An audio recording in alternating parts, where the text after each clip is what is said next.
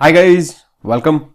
Hope everyone is doing good and hope you are having time to analyze and think of all the issues that we are doing. The most common question that is asked is regarding note making.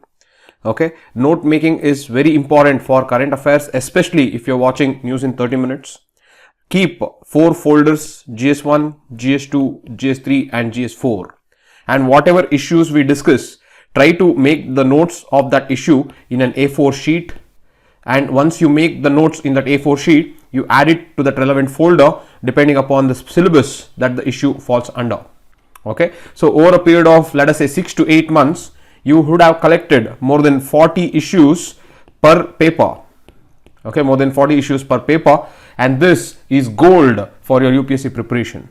Okay, this is a slow process. However, it is an incremental process which will yield at the end of the exercise. So please have patience and please keep doing it consistently. With that, let us start off with today's news in 30 minutes and let us analyze some of the important issues on 25th of November 2023. Let's get on with it, guys. The first issue is the central government exempts CERT-IN from RTI Act.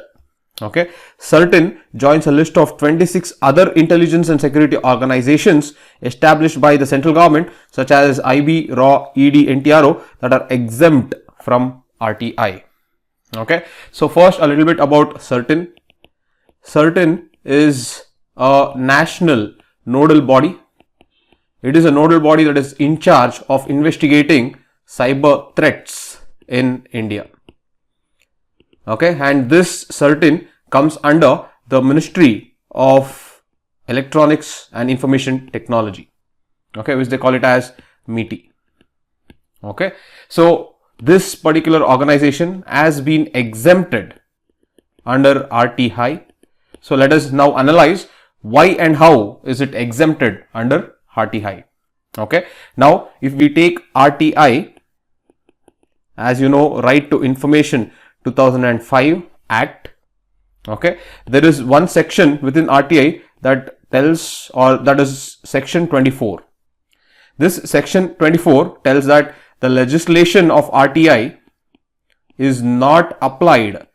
It is not applied to security and intelligence agencies, to securities and intelligence agencies that are specified in the second schedule of the RTI. Okay, so the section 24 says the legislation of RTI, that is disclosure of information, is not applied. Okay, it is not applied to security and intelligence agencies which are specified in the second schedule of the RTI. Okay, so but there is one exemption here. The exemption is if the information has to be pertaining to corruption or violation of human rights. If the information is pertaining to corruption or violation of human rights, then this information has to be made public. Okay, so this, even within this particular section 24, there is an exemption that even though there is security and intelligence agencies, they cannot conceal the information that is regarding corruption or that is regarding violation of human rights. Apart from that, all those security and intelligence agencies that are mentioned in the second schedule of the RTI is exempt from this law. That is what is section 24. So basically section 24 is providing the powers to the union government. It is providing the powers to the union government to add agencies into this second schedule. So as the union government keeps adding agencies in the second schedule, that agencies will become exempt from RTI. Okay, for example, in 2016, the union government added Strategic Forces Command. It added Strategic Forces Command under the second schedule of RTI via the power that it got from section 24 of RTI. So by adding Strategic Forces Command as the 26th agency under the list in second schedule, now these 26 agencies were exempt from RTI.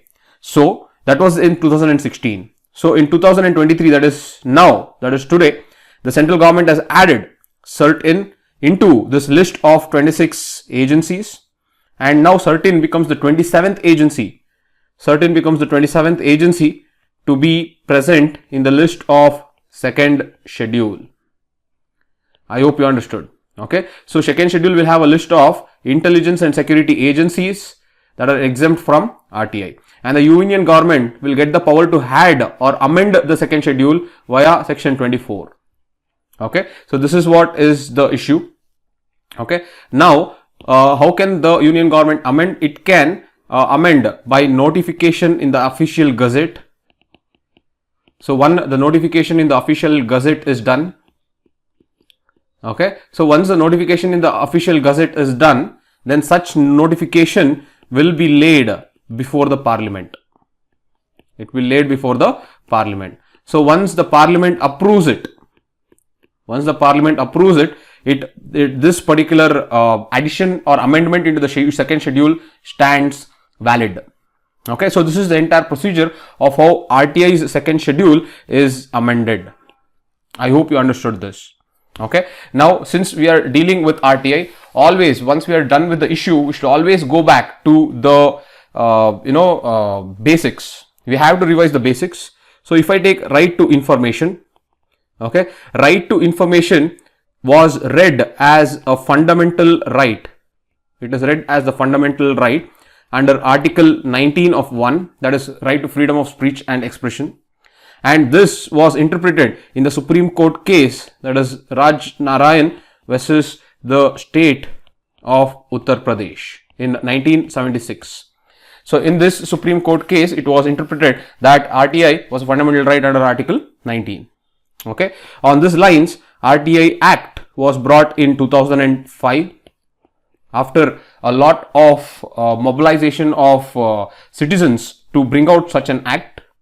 And the RTI Act's main job is to empower citizens via information, to bring the era of transparency, and to hold the officers accountable. Okay, so these are the three important aspects of RTI. This RTI is administered by the Ministry of Personnel and Training. Okay, the Ministry of Personnel and Training. Okay, and how does it work? The time frame of RTI is, now if any citizen files a particular demand for or request for information, that request must be heeded in 30 days. Or if that request is concerning, the liberty or life of any individual, then the request or the information has to be given in 48 hours. Okay, so in normal courses, it has to be given in 30 days. So if it is not given in 30 days, the individual can go for first appeal. And this first appeal that the individual has gone, this appeal must be disposed of. In the next 30 days, or in special circumstances, they can take up to a maximum of 45 days. If it is not disposed within 45 days, then the 46th day, the person can go for the second appeal, and the second appeal can go to Central Information Commissioner. Okay, and the person has to make sure that the second appeal has to be done within 90 days. Within the 90 days from the 46th day, you have 90 days time in order to file a second appeal. Okay, so this is the overall way the RTI works. Okay, now important sections that you should know. Just a few seconds back, you learned about section 24. Okay, so section 24 gives the power for the union government to add security and intelligence agencies into the second schedule, which becomes exempt from the law. That is one. The second and another important section is section 4. Section 4 is proactive disclosure of information by the government. What it means is, it gives suo motu incentive or powers to the government to disclose information. Okay, this is basically no one is demanding the information, it is government that is proactively providing the information to the public. This is an ideal case scenario which we have to strive to achieve. Okay, the next is section 8. Okay, section 8 tells that there are some information that has to be exempted from disclosure, but we have to keep that information that is exempted as minimum as possible. Okay, so there are two important sections here. One is section 8 of 1. Here, this is basically those that are exemptions. They mainly talk about exemptions here. Okay, and section 8 of 2 is there is something called Official Secrets Act. So anything or any information that is termed as a secret under this act cannot be disclosed. Okay. However, RTI will override the Official Secrets Acts according to section 8 of 2 if larger public interest is served. I hope you understood this. So let me repeat. Section 24 you learned of how adding agencies into second schedule works. Section 4 is proactive disclosure of information by the government even before a person or a citizen demands for it. Section 8 talks about exemptions of information which have to be kept at bare minimum, and section 8 of 1 is all the exemptions that are there within this law, and section 8 of 2 is basically RTI overriding the Official Secrets Act. That is, whatever is a secret within the Official Secrets Act which need not be disclosed should be disclosed under circumstances if a larger public interest is served according to section 8 of 2. Okay, so these are some of the very important sections of RTI, and the entire time frame that we spoke about, this entire time frame is given in section 7 of RTI. Okay, so the reason why this is important is this is important for your GS2 governance as well as your GS4 in your case studies. Okay, so you can be given a case study where you are handling a particular office as an information commissioner. How do you handle that information? Or you are a district magistrate or you are a district collector, and how do you want to handle the information? So these are all different cases where you can use the RTI and their sections to justify your answers. Okay, so I hope this issue was helpful. So this is the first issue of the day. The next issue is good news for all those 8.5 to 10 crore Indians who are suffering from a case called rare diseases. It is a huge burden for people who are facing these diseases. Let me tell you why. Before that, let me just give you a reading of what the headlines is. Major drop in the cost of drugs for 4 rare diseases after Indian companies begin production.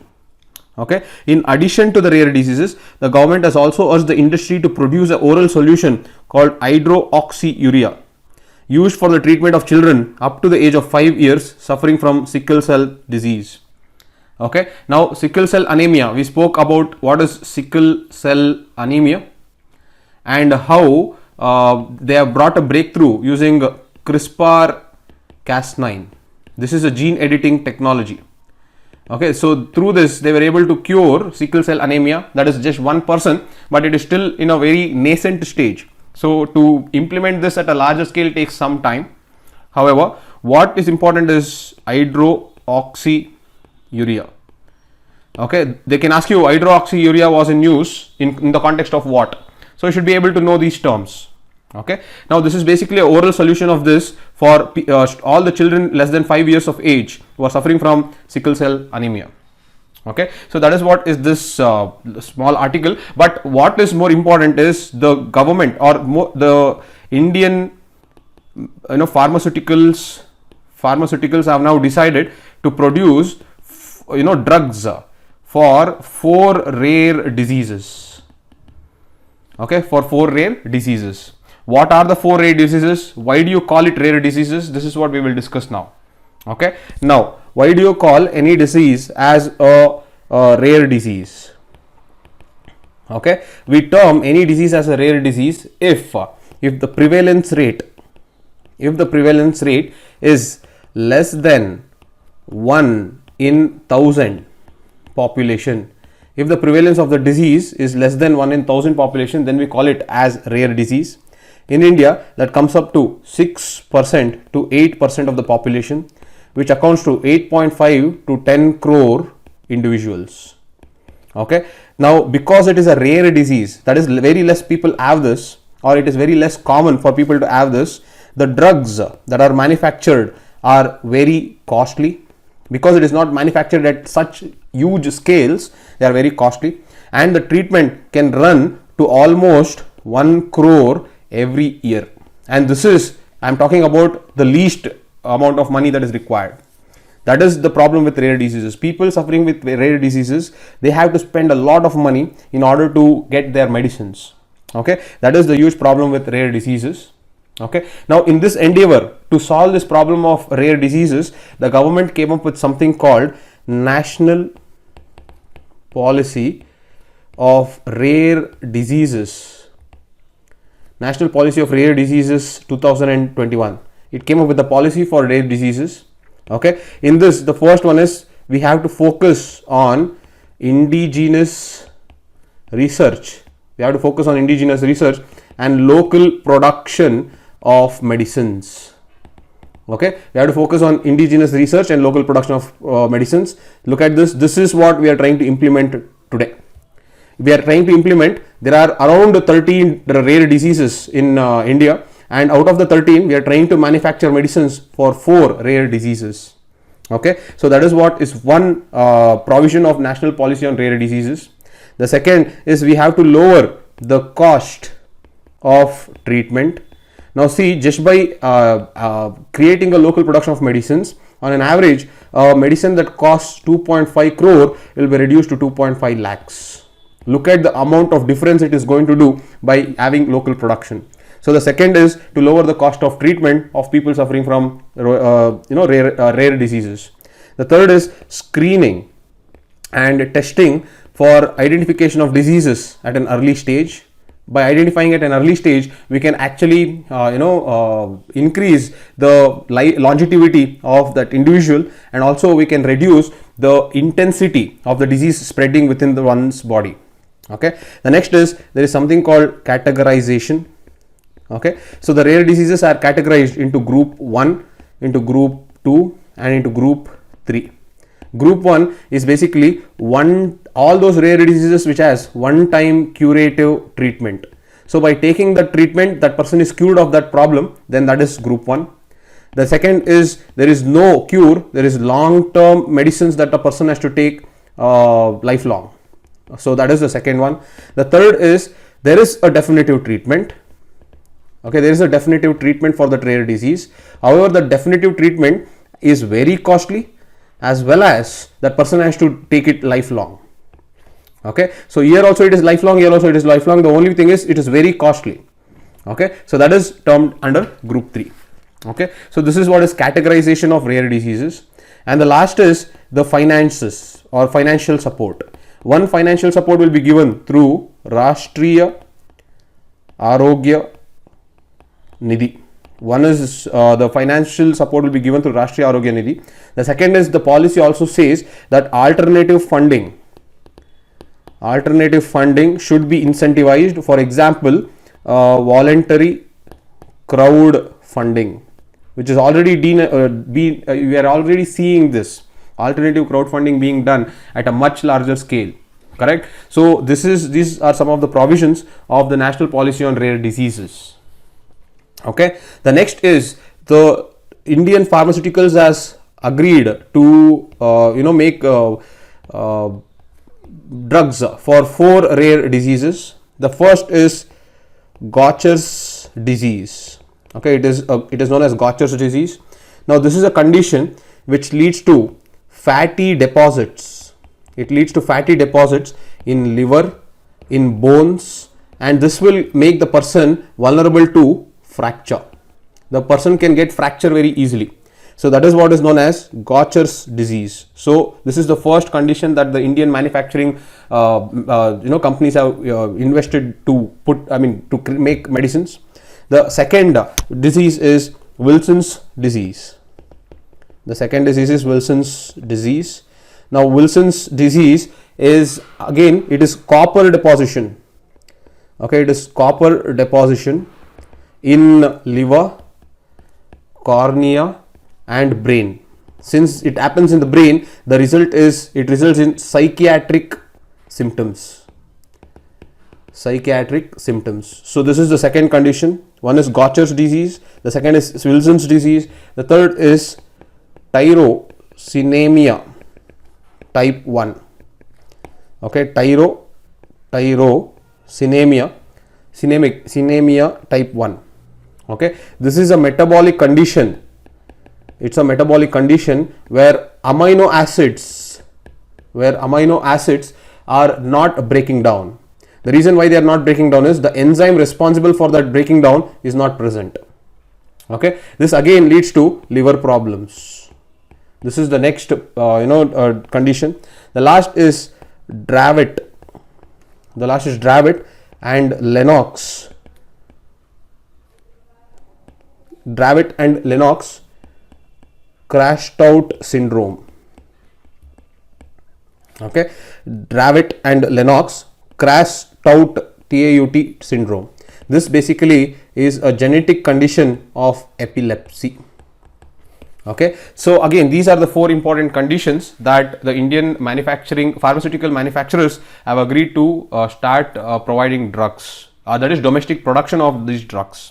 Okay, along with the hydroxyurea that is used for children below 5 years of age for sickle cell anemia. These are the 4 conditions for which the domestic production has started. This is in line with the national policy of rare diseases 2001. So I hope you understood what the diseases mean and what are the different types and what is the policy on this disease. All right, so let us go to the next issue of the day. The next issue is the author who talks about the hypocrisy of our concern for workers trapped in Uttarkashi tunnel. The reason why the author tells this is, look at this, the migrant labor force produces the visible signs of national pride.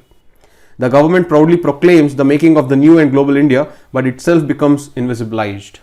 What the author is trying to tell is the migrant laborers are the reasons for the development of roadways, for the development of any type of infrastructure, for the development of statues, for the development of any developmental projects. So you take any projects or any type of development, it is always the migrants who help build these things. So using these things, the government will showcase that India is moving towards a global norm, but just using them to showcase, you are trying to neglect the people who are behind this building. Okay, that is what the author's concern is. Basically, this article is talking about the bad situation of our migrant population. Okay, so very nicely written article where the author is empathetic towards the migrant population, and the author says very nicely, the author says that the migrant population are the human infrastructure. The migrant population are the human infrastructure of the nation. They are the human infrastructure of the nation. Very nice it is. You can use this in your introductions. Migrants are known as the human infrastructure of the nation. They are the men and women. They are the men and women who build tunnels, highways, run factories, and service middle class homes. Okay, so this is what is the introduction that you can use for migrants. Okay, they are human infrastructure of the nation. I like the way the author has showcased his or her emotion in words very clearly, and such invoking of emotion through words is what will get you marks in essays. So whenever you are talking in essay, such invocation through words, that will actually show how empathetic you are towards anything or anyone, is what actually gets you that extra 10-20 marks in your essay. Okay, so you should develop such way of expressions in words. Okay, so this is what is the definition or the introduction. Then the author terms the migrants as the forgotten citizens. He terms the migrants as the forgotten citizens. He tells that these forgotten citizens, that is the migrants, come up to almost 35 to 40% of the Indian population. 35 to 40% of the Indian population are migrant population, and because we have low level of formal employment, that is 22% according to periodic labor force survey 2021. Our formal employment is only 22%. The rest of it is informal in nature. So that is one. The second is vagaries of monsoon. Okay, vagaries of monsoon. All right. Now, because of these two reasons, the migrant population is having a characteristic feature called peripatetic labor. Okay, peripatetic labor is basically a labor who doesn't settle in one place but who travels to different places in search of jobs. Who travels to different places in search of jobs. So such characteristic feature is known as peripatetic labor, and this peripatetic labor happens because of one low level of formal employment. If you have formality in employment, then you have security of job, security of tenure, but because there is formality is very low, so the migrant labor has to migrate to different places. Next is vagaries of monsoons. Now the vagaries of monsoons is, let us say a farmer will grow in the farm for 6 months. The rest of the 6 months the farmer has no job. So in order to earn money, this farmer will go to the cities. Again in the cities the farmer will work for 6 months, come back to the farm. This is known as circular migration. Circular migration is one of the feature in the farmer communities, especially the rural communities. Okay, especially the rural communities, circular migration is one of the feature. So this happens because of the vagaries of monsoons. If the monsoons are good, the rural workforce will stay back in the village. If the monsoons are bad, then they go back to the cities. So all this will lead to something called peripatetic labor. Okay, so this is what the author points to. So imagine 35 to 40% of India's population is having such type of problems. This shows that there is a structural problem in Indian economy that we have to correct ourselves.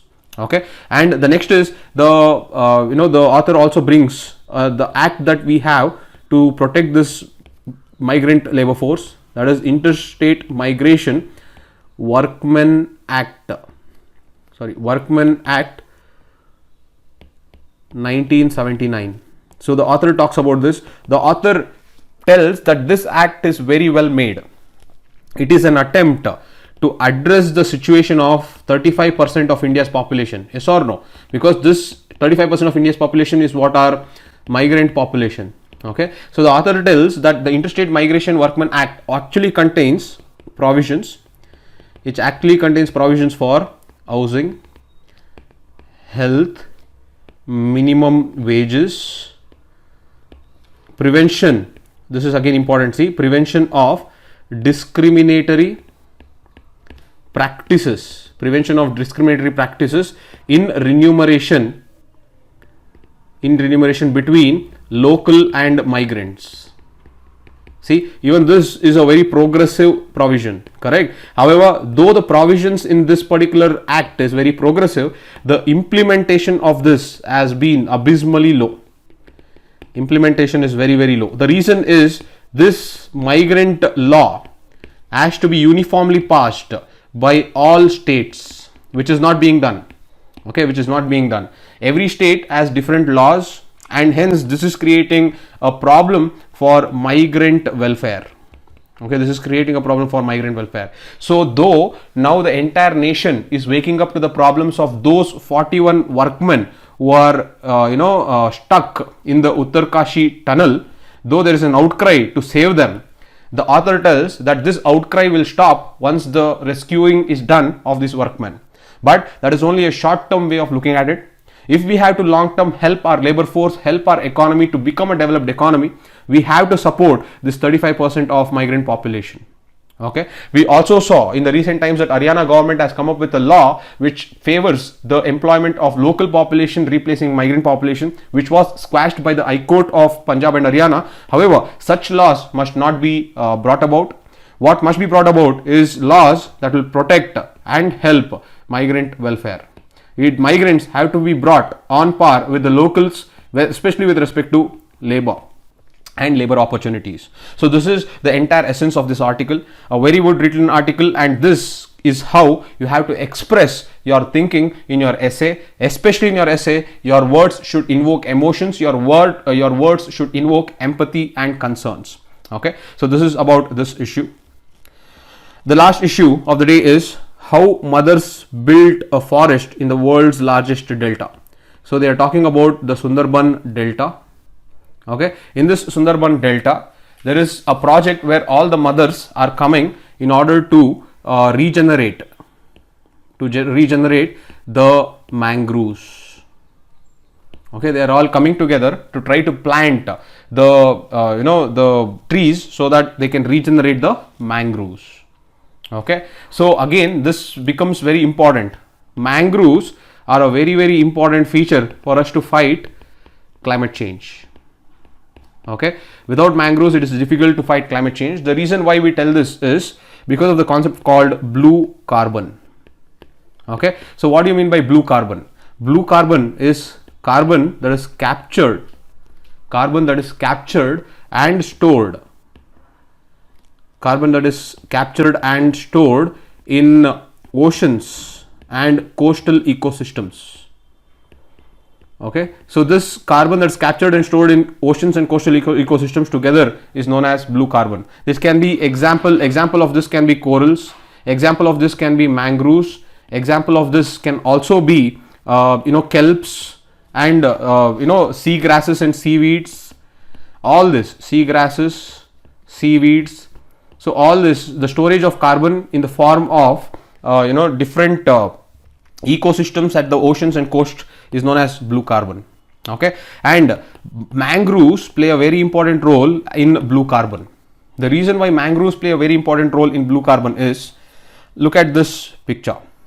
Okay, now if you see how mangroves trap carbon, mangroves are natural carbon sinks.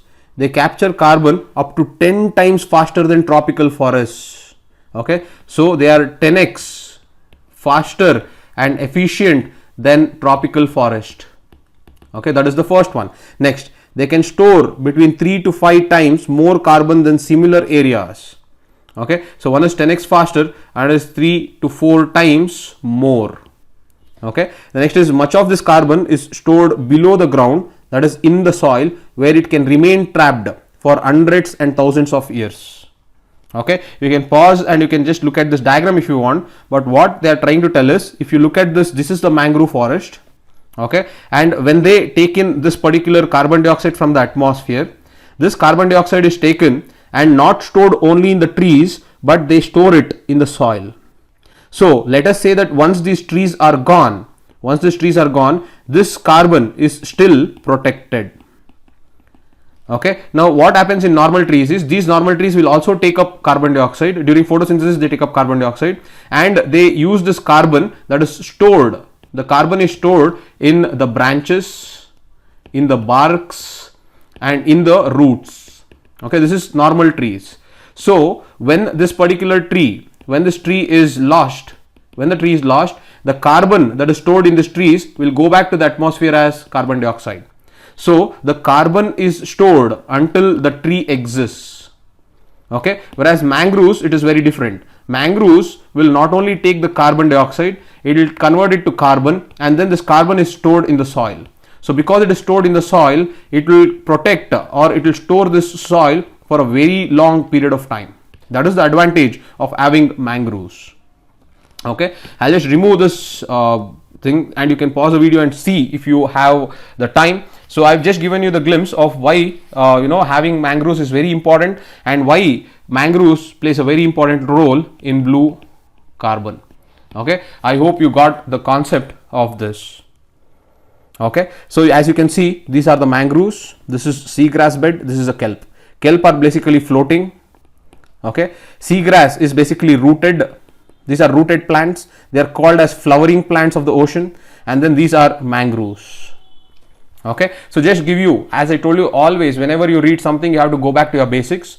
Now if I just go back to the basics of what are mangroves, you should understand that mangroves are ecotone species. Ecotone species are basically species that are found between two ecosystems.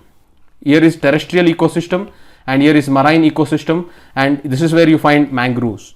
That is why they are known as ecotone species. The second is their halophytes. Halophytes are plants that grow in salt water. The next is, in India we have almost 4,992 square kilometer of mangroves, which accounts to 0.15% of total geographical area. That is the next one. The next is West Bengal has more than 40% of India's mangroves, hence this as the largest portion in the country. Okay, some of the important varieties of mangroves that you should know is Avicennia officinalis, Okay, since in exam they are now going into depth, you should know some important varieties of mangroves. Soneraceae alba. Next is Bruguiera mucronata, and the next is Erythera littoralis. Okay, so they are becoming more and more technical in your prelims exam. So there are very high chances that they can give you 3 species of mangroves, and they can give you 1 species of something else, and they can ask you which of the, for example, they can give you 1, 2, 3, and they can say Tectona grandis. They can say Tectona grandis, and now they can ask you which of the following does not belong to mangroves. In that case, you should be able to at least have some type of an idea to eliminate options. Okay, so this is what as Tectona grandis is not a mangrove, it is a teak tree, so this is not true. Anyways, these are the some important tree parts of mangroves. Okay, and as you know, if you take the coast of India, okay, mangroves are present in all the coastal states of India have mangroves. Okay, the Sundarbans are the most famous. The next famous is in Odisha, it is known as Bittarkanika. Okay, in Andhra Pradesh it is known as Koringa. Okay, and in Tamil Nadu it is known as Pichavaram. Okay, the east coast has very expansive mangroves, but as I told you, even in the west coast you find mangroves. Okay, you have Ratnagiri mangroves, you have Kundapur mangroves, you have mangroves in the run of Kutch. This mangroves is fed by Karai camels. Okay, the Karai camels feed on the mangroves in the run of Kutch or Gulf of Kutch, sorry. So like this, we have mangroves throughout the coast of India. Mangroves play a very important role not only in blue economy, they play a very important role in the protection of the coastal line. That is, during cyclones, they help as a buffer, and also they help avoid coastal erosion. Okay, one more thing what mangroves help is they provide habitat to several fishes, hence they also help the fishing communities. Okay, that is why mangroves and protection of mangroves becomes very, very important, not only for the coastal communities but also for the protection of marine ecosystem.